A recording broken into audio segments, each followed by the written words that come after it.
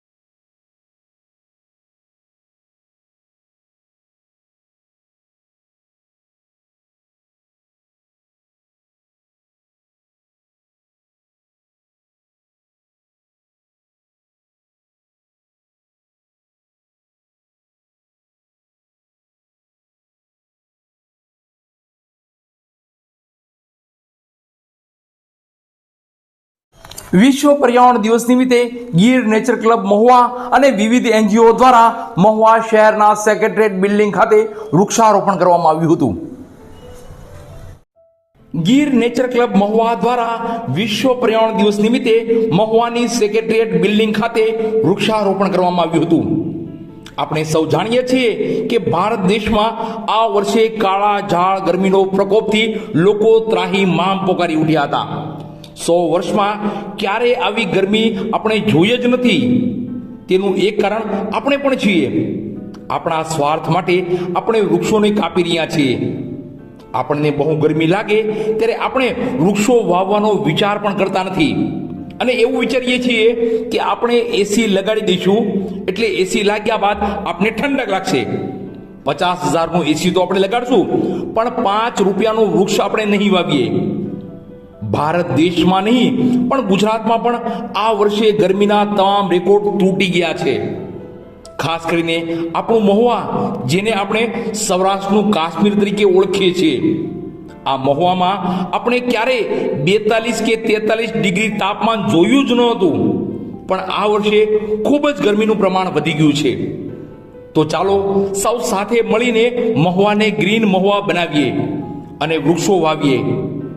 5 જૂન વિશ્વ પર્યાવરણ દિવસ નિમિત્તે ગીર નેચર ક્લબ મહુવા અને વન વિભાગ મહુવા અને જુદી જુદી એનજીઓ દ્વારા 5 જૂન વિશ્વ પર્યાવરણ દિવસ નિમિત્તે મહુવા સેક્રેટરીએટ બિલ્ડિંગ ખાતે વૃક્ષારોપણ કરવામાં આવ્યું હતું. આ કાર્યક્રમમાં ખાસ વન વિભાગના ફોરેસ્ટર ગિરિબાપુ તથા બીટ ગાર્ડ ફોરેસ્ટ તથા કુમારભાઈ શુક્લ સંદેશના પત્રકાર, રઘુભાઈ ભાલિયા, સાગરભાઈ મોદી, મીનાબેન સાકળિયા, વૈશાલીબેન બામણિયા, દયાબેન ભાલિયા, વિપુલભાઈ બારોટ, શૈલેષભાઈ, રમેશભાઈ, વલ્કુભાઈ, શ્યામજીભાઈ, કિશોરભાઈ, ભાવેશભાઈ મોદી, રામજીભાઈ, જયંતિભાઈ, મોહમ્મદભાઈ તથા મહાનુભાવો ખાસ ઉપસ્થિત રહ્યા હતા.